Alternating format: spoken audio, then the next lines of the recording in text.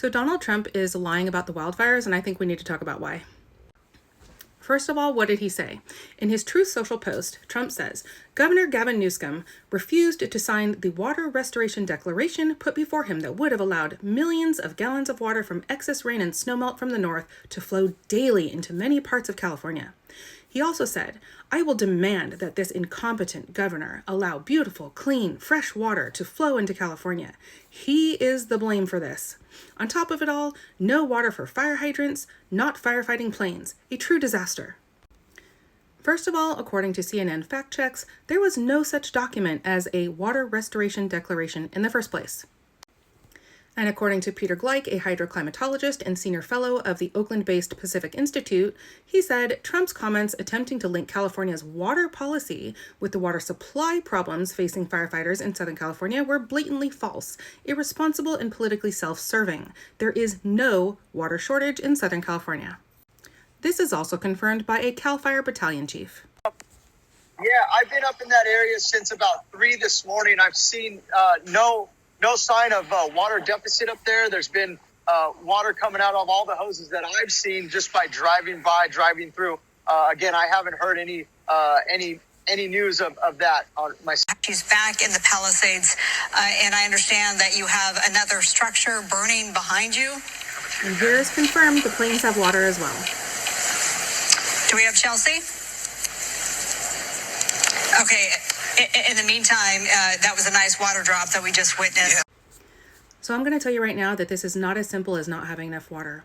The Santa Ana winds in Southern California are no joke, and they've been increasing over time. Even the residents have lately said they have never seen winds like this, gusting up to 90 or more miles per hour, blowing embers blocks away at a time and sparking new fires as they go. Here's another photo of the Eaton fire, again just showing how gusty the winds were, spreading the fires super fast. Here's a smoke cloud from the Palisades fire alone. Again, there were multiple fires in the area, and up to almost 400,000 residents have been evacuated so far, fleeing for their lives, abandoning vehicles in the roadway. And along with the humans who have already lost their lives, let us not forget about the wildlife and all the pets who have suffered from smoke inhalation and burns with nowhere to go. And very similar to the hurricane situation on the East Coast, Trump is now trying to tell us that the FEMA funding has been depleted, faulting the Biden administration. However, FEMA funding was replenished after the hurricanes, and they are all set to provide 100% of the relief to this area. So again, we ask, why is he telling us this? Climate experts have been telling us for years that natural disasters will continue to increase in magnitude, and we are seeing it firsthand, from hurricanes to wildfires, earthquakes, and the like. Trump would love for us to believe that the solution is so simple as to flip a switch or press a button, and of course, naturally, we would be furious at anybody who didn't do such a simple thing. But as our good friend, the knitting cult lady, Daniela Mistianic-Young, says, if a simple solution is being offered for a complex problem, it is likely you are being conned or culted. So which one is it? You know, it's not enough that he won the election. He wants revenge against anyone who has ever spoken up against him. But this is a time of need, not a time for political manipulation.